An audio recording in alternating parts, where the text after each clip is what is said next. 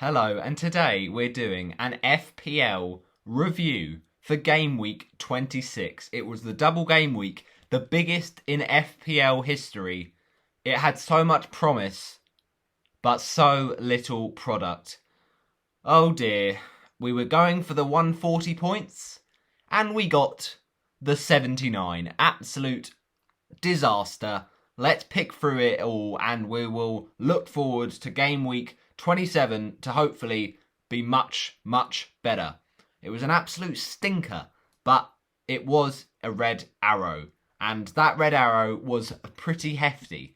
This double game week was a nightmare, and it's a drop of 59k. Down to a rank of 291,803. So what I'm going to do is I'm going to get my team up on the screen. Obviously, I'm afraid you can't see it, but take my word for it. And we're going to go through each of the points scored this week. And I don't know. We've got to hope for better things in week 27. But we took the -8 hit, and that was justified because it was a double game week. You wanted players with doubles. And I went into that double game week with 10 players as double players. And I left it, and I came out of the game week with only 7 double players. I just can't be bothered. Double game weeks are the most exciting part of a Premier League season for FPL terms. But this season, with COVID, with injuries, it's just taking away from that enjoyment. So it's really, really annoying. It wasn't good, basically. But we did at least get above the average. We got 4 above the average. We got 79. The average was 75. A game week rank of 3,432,474. So not a good game week rank. And with a lot of people around the 100 mark, it was definitely a bad score this week. My highest points, though, for this week was 178.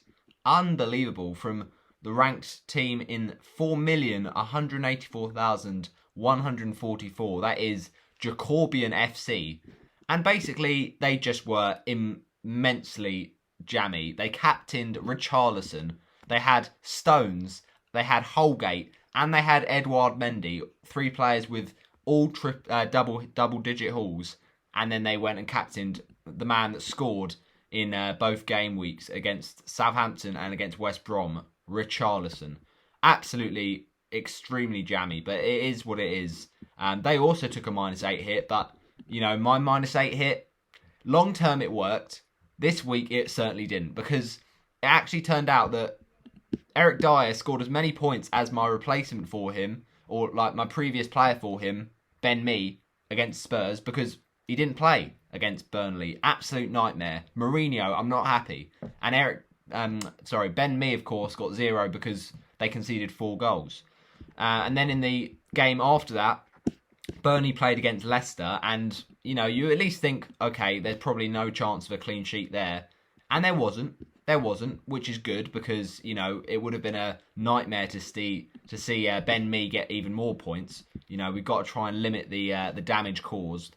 But, he got, in that Leicester game, 2 points, which was more than Eric Dyer got in his game against Fulham. I was just thinking, come on, one of these games, Dyer's got to play, and no. So it's an outrage. And to be fair, Spurs kept clean sheets in both of them. Now, I hope that Mourinho doesn't think, now that he's done that, and he's got wins and clean sheets, that he's not going to put Dyer back in. I pray that he does it very, very soon. But it was one of those ones we had to take it on the chin and see him get substituted out as an automatic sub. Bamford came in, he got 2 points, and it doesn't feel like an automatic sub has done a lot, really, when you've done a bench boost, because you already know that all your squad will play. But the point was, Dyer was an absolute unlucky one. We were so close to getting Alderweireld, so close to getting Davinson Sanchez, of course, who got bonuses in the game against Fulham, and I think Alderweireld did pretty well against Burnley as well. So, absolute nightmare, really. This stinker of a double game week does not help me out. Now let's get to what the chip was we played this week. It was the bench boost. I just can't be bothered. It was going to be such a good one. And when you look at this bench, you're thinking, come on, that's surely any other week going to score you points. My bench was Sanchez. Robert Sanchez, who's been in amazing form. He's been one of those goalkeepers that you just can't not have because he's just been a consistent one. And maybe you could say the Palace game was like a little, foreshadowing that he might start not getting these assists and these clean sheets, because that Palace game came out of the blue. But West Brom, that was a game you would have targeted, and now Brighton starting to lose their clean sheet confidence. But yeah, I mean, Robert Sanchez, he's still a good goalie to own. It is a very unfortunate one where he doesn't get a clean sheet against West Brom, but, that's a frustrating one. Then, second on our bench, we have Bamford. Patrick Bamford. Everyone was backing him to do well, and he does nothing. In the game, in the reverse fixture, he scores a hat-trick. He does nothing. So that's an absolute nightmare. 2 points from him as well. Then Harvey Barnes was promised 2 games, didn't get 2 games. And what is the chances? He's the most transferred in player for Game Week 26, and he goes and gets injured in the first game. It's just FPL luck. It's just so unfair.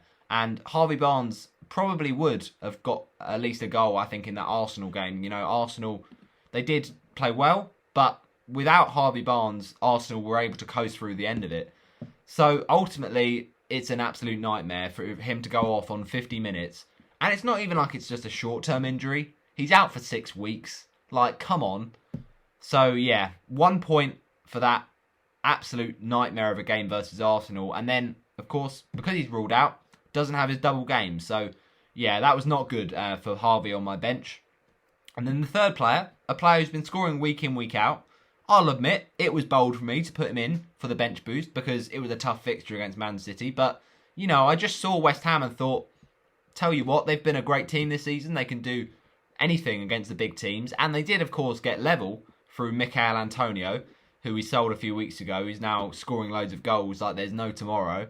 But Cresswell, he's got the attacking potential to get points in any game.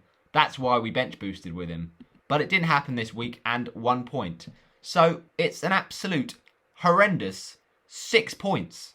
What an epic fail. I mean, it's a whole 6 points more than other players, but it's still an absolute useless use of a bench boost. So, I'd love it if 1 week that I had Stuart Dallas on my bench against Leicester, I'd done bench boost then. But, of course, that's using hindsight. Hindsight's a wonderful thing, and we wouldn't have known that it would have gone wrong like it did this week. But, yeah, it's so frustrating to see 6 points just added to your total. But do I really want those points to be added to my total this week? Not particularly, because, ultimately it was just not a good week in general for a lot of the squad. But, it's small margins, small gains. We're still top of a couple of our leagues, and we, got the head-to-head wins that we needed. So that's important because of the bench boost, but the bench boost still wasn't used properly this week. I don't know. It's just this season is so hard to call. So those double players turn into single players, and then it's just not even much of a bench boost. And Ollie Watkins, there's just no need for it. I was going to get him in, and then we didn't. We went for Jamie Vardy. Vardy does nothing. Watkins gets the jammiest of an assist you will ever see against Leeds. I mean, people can say, oh yeah, he's definitely meant to pass that to El Ghazi, but for me, he just hasn't. He's scuffed a shot, right? And he's just kind of hit it with both legs, slipped over, and it's fallen to El Ghazi, who's brought it down really well and got the goal. So he gets the assist for that. Bit jammy. Against Sheffield United, does nothing. He really looked like he was going to score, but he didn't. So, but still annoying that he has to go and outscore Vardy. Watkins, you're just despicable. You're cheese string hair. Curses. But anyway, Jamie Vardy, I brought him in for the long term because of those fixtures. And they still got good fixtures, Brighton, Sheffield United. But without Barnes, without Maddison, it's going to be a tall order. But you've got to believe in Jamie Vardy, hopefully. And ultimately, the bench, as I said, was just criminal. It was criminal. And the 3 transfers that we were supposed to do, really, was Watkins. Reguilon was going to be the one for Dyer, but it didn't happen. And Reguilon, of course, gets an amazing assist and gets a few bonus points and plays at least one of the games. He didn't play the second one. You'd understand that because Mourinho likes to rotate in a double game week. But at least he got one of the matches and got a return. And then we were supposed to get Neto. If we'd have got Neto for Barnes, imagine instead, I say Neto for Barnes, I mean Neto instead of Barnes, to replace Jack Grealish. So, yeah, Neto getting a nice assist against Newcastle. Obviously, it was a tough one always against Man City, but at least he returned, I was considering it, I was weighing it up, and I didn't go for those players. So it does sting quite badly. Ultimately, Vardy, Barnes and Dyer, those were the transfers we went with, and 2 blanks and an injury, and one of them dropped. So, yeah, it's a bit of a nightmare, really. So, we do have to go through each player, unfortunately. But at the end of the day, it was not an amazing game week, but it was also not a disaster. I suppose that you could say it is because it's a double game week, but 79 points. It's above the average. We've done the odd head-to-head, victory, which is good. And it would be nice to be here with a green arrow, but we're not here with a green arrow. We're here with a red arrow, and I'm starting to feel like this season, I don't know, is it a write-off? Because without the fans, it's just not the same, is it? And football is just not getting as many goals and VAR and all that jazz. And I was at one point thinking this season, maybe we just play for the differentials, we just play for fun, we don't play it competitively, but we've got to stick to it. And I need to really stop the rot, and I haven't been doing that recently. The odd green arrow has been good, but I haven't consistently got green arrows, so I need to really get on the comeback trail, and hopefully this week was just a blip, and we can get on the comeback trail. The road to redemption. The season starts here, people. And let's make the most of it, what we've got left. But I'm very happy about Edouard Mendy. Let's start off with him. 16 points. What a legend. Clean sheets against Manchester United and Liverpool. I will take that. Thank you very much. I mean, it's brilliant. Edouard Mendy, he's looking like a very comfortable goalkeeper. He's very much a reliable figure right now for that Chelsea defence. They look good. They didn't look good too much going forward, but much better against Liverpool. Mason Mount with a really nice finish. But yeah, Mendy's just doing the bits. And, 16 points for a goalkeeper. You don't often see that. But it was very, very nice to see. I'm just delighted with him, really. Then the other good player for this week was, of course, Ruben Diaz. Played both games and scored in the first one. His first goal for Man City. It was long overdue because his performances have been amazing and they have warranted a goal, but he eventually got it with a really good header against West Ham, and hopefully he can pick up more of those positions to get goals like that because he's just so good for that Manchester City team. The signing from Benfica really has worked, and he's going to be at the top of his game. So I'm very happy with you, Ruben, for your very nice 2 bonus points against West Ham, the goal, and of course, talking of bonuses, we had 3 of those and 4 saves for Mendy versus Man United. Then we have, of course, John Stones. Now, it's a shame he gets benched in the Wolves game, and that's one of the players that turned into a single game week player, if you think about it.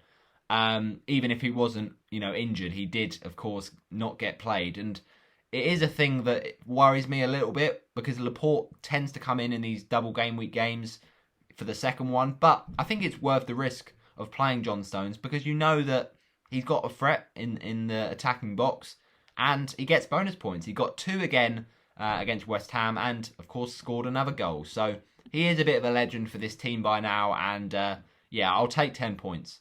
Then Dallas, 2 points. Now, it was Villa. I suppose it was not an easy game, but ultimately you thought maybe another attacking return for Stewart. Didn't come, and it was a bit underwhelming from Leeds. But, Dallas has got good games going forward. He's got a game in 29, of course. And, he can do stuff against the likes of Sheffield United, West Ham maybe to come. Let's see about that.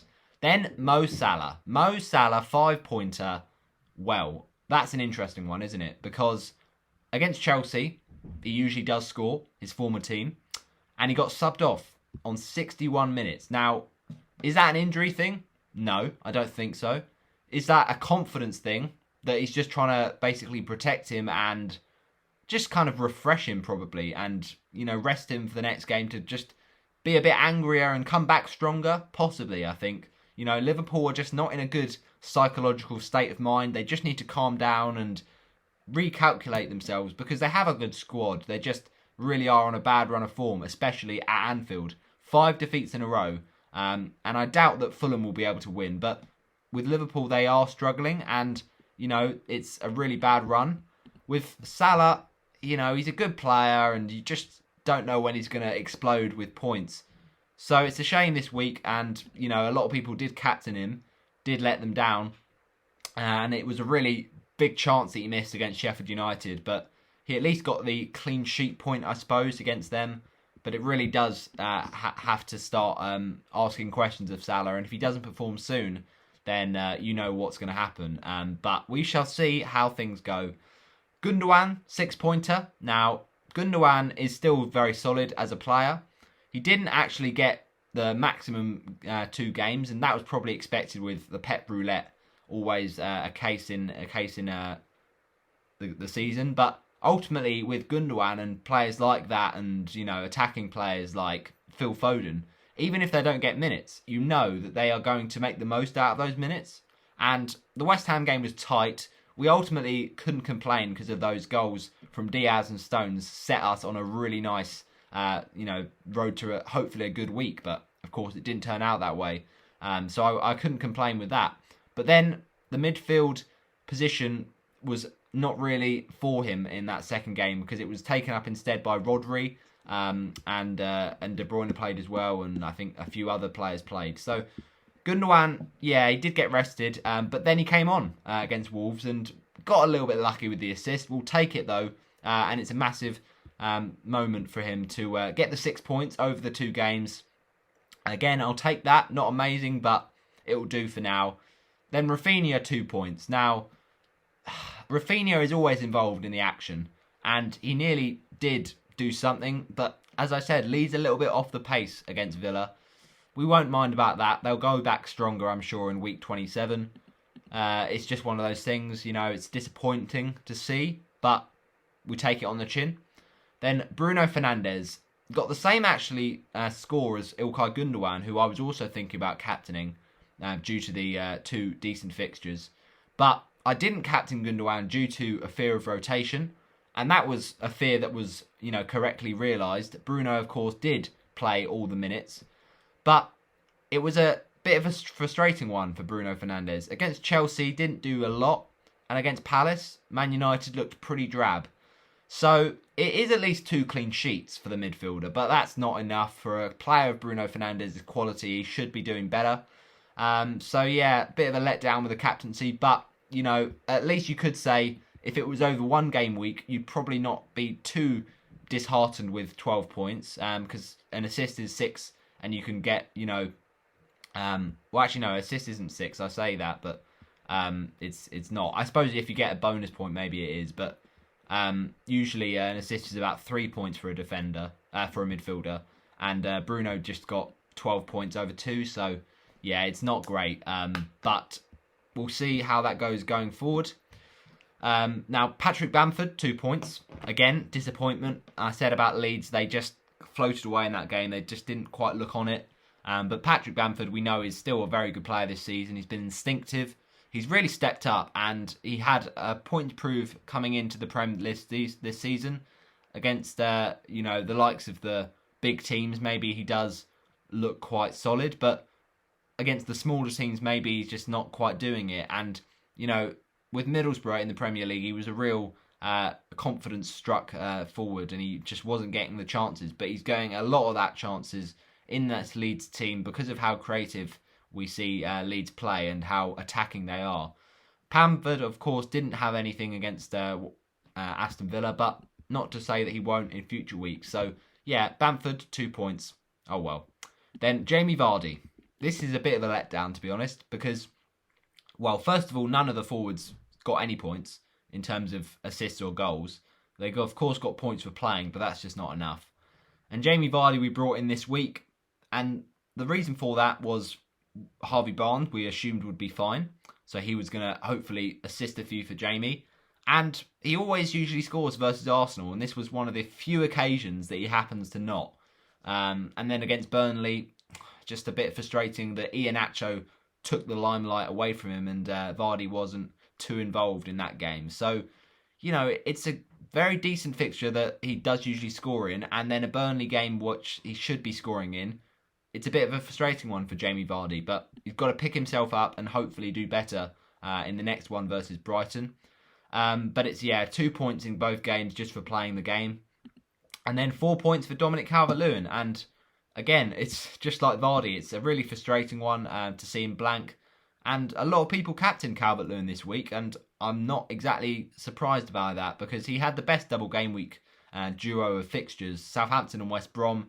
You'd have fancied points and goals, lots of goals against those teams, but it was 1-0 in both of those games, and both of those goals came from Richarlison. So maybe Richarlison's starting to outshine Calvert-Lewin, and that does cause a problem. It was a bit frustrating to see Calvert-Lewin play almost as a right winger against Southampton, but Calvert-Lewin is still Calvert-Lewin. We know he's good. It's just this week it didn't work out for him. Then the absolutely horrendous bench boost was, of course, 2 for Sanchez. Then Dyer was my first sub, actually, because he got auto-subbed. 0 points for the first sub is just not good on a bench boost. And then, of course, 1 point for the injured Harvey Barnes and 1 point for Aaron Cresswell. So I say that it's 6 points on my bench, but technically you could say that it's actually 4. So yeah, we don't like to see it, and it certainly has been a bit of a horrendous week. But, as I said, there's always more game weeks to come. This game week was just one to forget, I think. And, I did go for that 140-point target. Most people would say that for the biggest double game week of the season. And ultimately, we probably got about half of that, with 71 technically, with the 79 -8 hit. Oh, I just don't want to talk about it. It was just a bit awful, and we just keep getting injuries. But hopefully that is not going to happen. And I think I should have at least hit triple digits, in such a big double game week where there was, the points potential. Even if there were a lot of big hitters that blanked, we should have maybe picked up a few of the ones that scored big, like, Wan-Bissaka, Shaw, Lucas Digne, and Richarlison, and Neto, and Watkins, and I don't know, even people like in midfield, you've got the likes of, who was it? It was quite a few unusual, players this week. Oh yeah, Bale, of course, and Mason Mount, yeah, fair enough. Mahrez, a little bit unusual just because he doesn't usually play. Christensen did well. Cahill did well. It was just a weird week, really. So fair play to people who brought in Gareth Bale, but I didn't see that coming. And yeah, it's an underwhelming one. It really is. It was just such a big game week, and I had to take the -8, but, it's just 79 points. Meh.